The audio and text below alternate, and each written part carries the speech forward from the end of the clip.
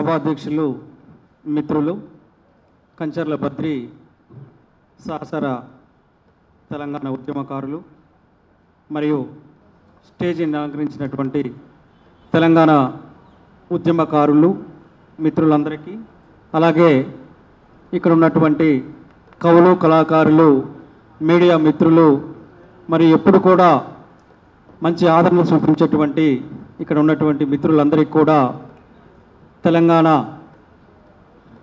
ఉద్యమకారుల సమ్మేళనం నుంచి అందరికీ ధన్యవాదాలు తెలియజేస్తూ, మిత్రులారా, ఈ తెలంగాణ రాష్ట్రం ఒక వర్గానికో ఒక ప్రాంతానికో పరిమితమైనటువంటి అంశం కాదు.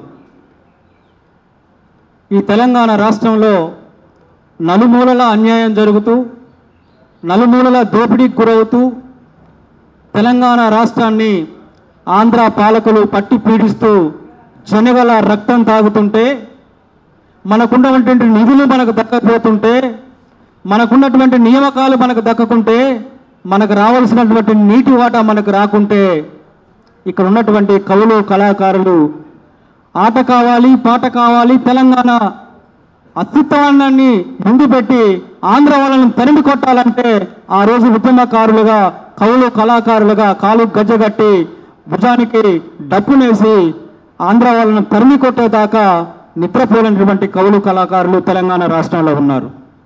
అదేవిధంగా ఈ తెలంగాణ రాష్ట్రంలో ఉన్నటువంటి మేధావి వర్గం తెలంగాణ రాష్ట్రాన్ని సాధిస్తే ఇక్కడ ఉన్నటువంటి నిరుద్యోగ సమస్యను ఎంతవరకు దూరం చేసుకోవచ్చు అటువంటి ఆలోచన చేశారు.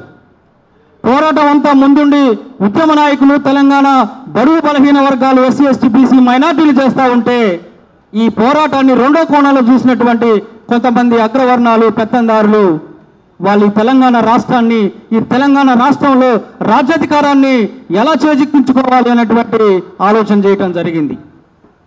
వచ్చినటువంటి తెలంగాణ రాష్ట్రంలో 11 సంవత్సరాల ఈ సుదీర్ఘమైనటువంటి ఈ రాష్ట్రంలో ఇంకా ఇదే సామాజిక ప్రెస్ క్లబ్లోనో బషీర్బాగ్ ప్రెస్ క్లబ్లోనో పెట్టి సమావేశాలు పెట్టి సభలు పెట్టి తెలంగాణ ఉద్యమకారుల ఆకాంక్షలను నెరవేర్చాలని చెప్పేసి ఇంకా అడుక్కునేటువంటి పరిస్థితులు ఉండడం అనేది నిజంగా దుర్మార్గమైనటువంటి చర్యగా నేను భావిస్తూ ఉన్నాను ఒక ఉస్మానియా యూనివర్సిటీ విద్యార్థి నాయకుడిగా. కాబట్టి మిత్రులారా, ఇంకా మనం అడుక్కునేటువంటి ఆశించేటువంటి స్థాయి కాకుండా మనం శాసించేటువంటి స్థాయికి రావాలనేటువంటి అంశాన్ని మనం గుర్తుపెట్టుకోవాలి.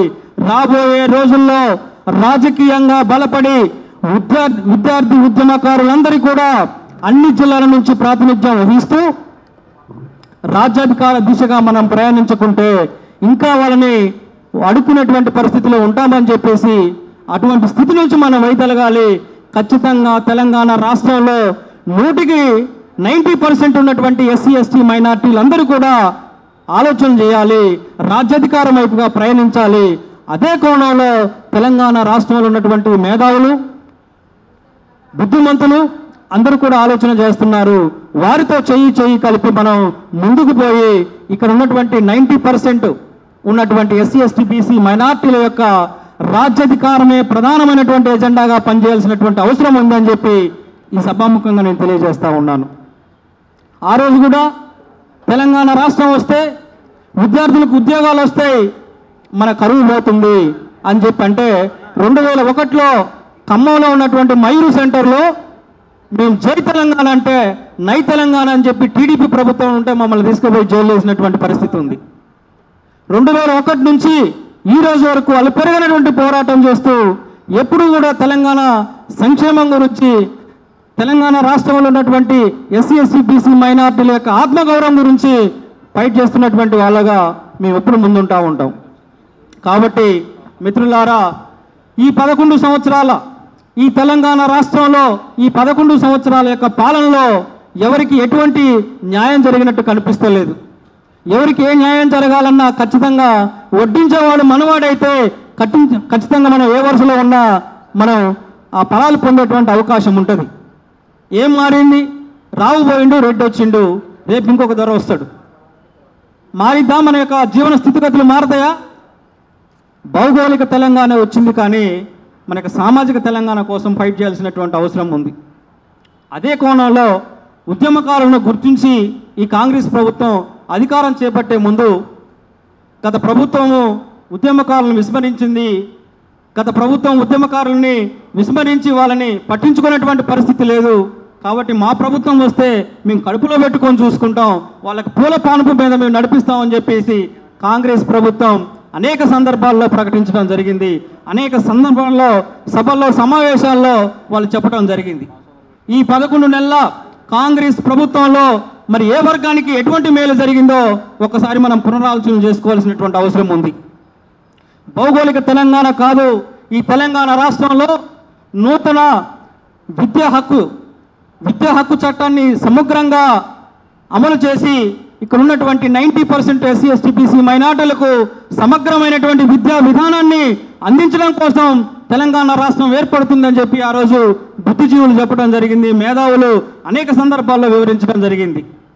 కానీ ఇక్కడ కార్పొరేట్ వ్యవస్థే ఇక్కడ రాజ్యం వెళ్తుంది తప్ప ఇక్కడ గవర్నమెంట్ స్కూల్స్ ఏ విధంగా సక్రమైనటువంటి రీతిలో పనిచేసే పరిస్థితి లేదు, రిక్రూట్మెంట్ లేదు. గత 9 ఏళ్లలో మనం చూసాం, అన్ని యూనివర్సిటీలో ఉన్నటువంటి చదువుకున్నటువంటి వాళ్ళు ఒక ఎటు దిక్కుతోచని పరిస్థితిలో ఉండటం జరిగింది.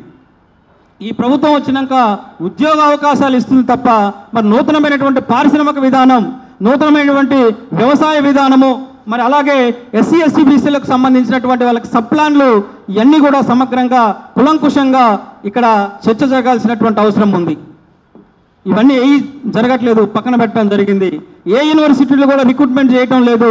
ఇంకా యూనివర్సిటీల్లో ఏదైనా ఉద్యమాలు జరుగుతూ ఉంటే, మా యొక్క హక్కుల కోసం మేము పోరాడుతూ ఉంటే అణిచివేసేటువంటి పరిస్థితి యూనివర్సిటీలో జరుగుతూ ఉంది. బుద్ధిజీవులకు నిలయమైన యూనివర్సిటీలో వాళ్ళ హక్కుల కోసం పోరాడుతూ ఉంటే, మాట్లాడుతూ ఉంటే అణిచివేసే ప్రభుత్వాలు నిలబడతాయా? 9 సంవత్సరాలు ఉన్నటువంటి ప్రభుత్వాన్ని ఉక్కుపాతరేసినటువంటి విద్యార్థి లోకం మళ్ళీ కాంగ్రెస్ ప్రభుత్వం కూడా తప్పు చేస్తే ఖచ్చితంగా అదే పాత్ర వేయాల్సినటువంటి అవసరం ఉంటుందని చెప్పి ఈ సందర్భంగా తెలియజేస్తూ అవకాశం ఇచ్చినటువంటి మిత్రులందరికీ ధన్యవాదాలు. Thank you.